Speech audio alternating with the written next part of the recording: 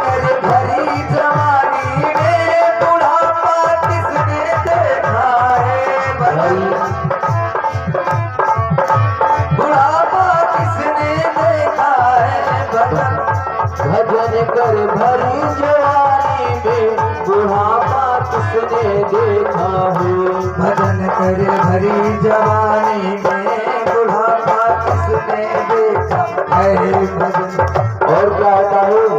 और क्या है कि कान से सुन नहीं पाओगे कान से सुन नहीं पाओगे कान से बहरे हो जाओगे कान से बहरे हो जाओगे कथा को सुन नहीं पाओगे कथा को सुन नहीं पाओगे कथा सुन भरी जवानी में बुढ़ापा किसने देखा है कथा सुन भरी जवानी में बुढ़ापा किसने देखा है कर भरी जवानी में बुढ़ापा किसने देखा है कथा कर भरी जवानी में बुढ़ापा किसने देखा है। और क्या है पैर से चल नहीं पाओगे पैर से चल नहीं पाओगे आँख से देख नहीं पाओगे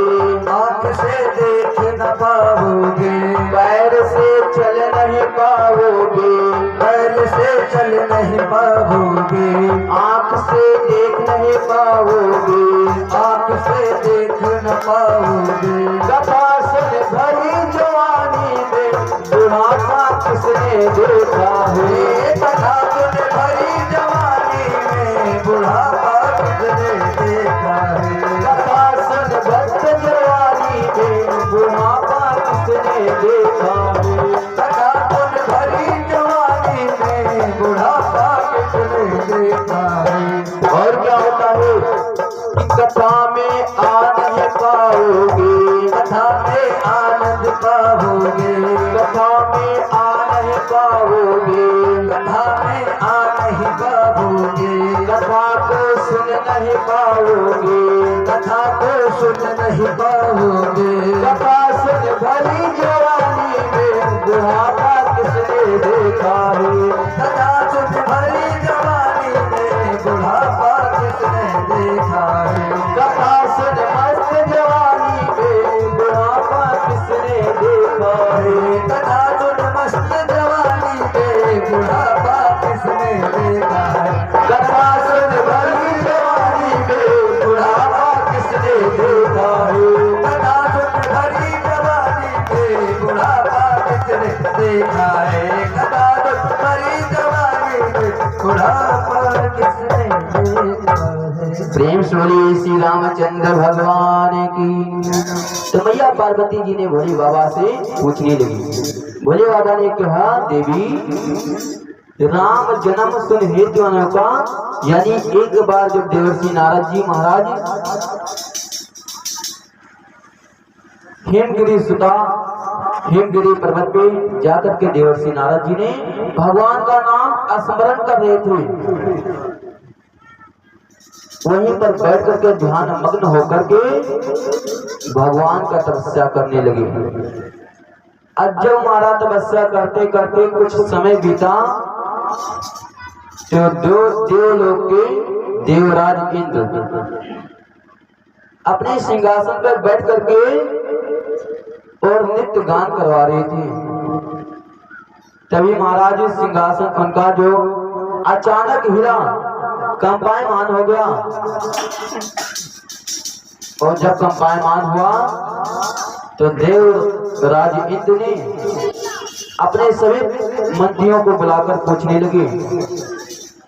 फिर उसके बाद में कामदेव को भेजते हैं कि जाओ देखियो कौन ऋषि मुनि संत महात्मा हमारे सिंहासन के लिए तपस्या करते हैं।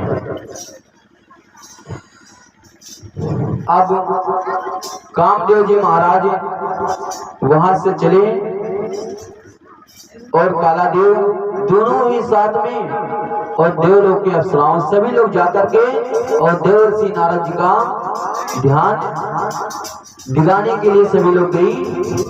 लेकिन राम नाम में वो ताकत है कि अभी आपको कथा सुन रहे हैं और जो आपका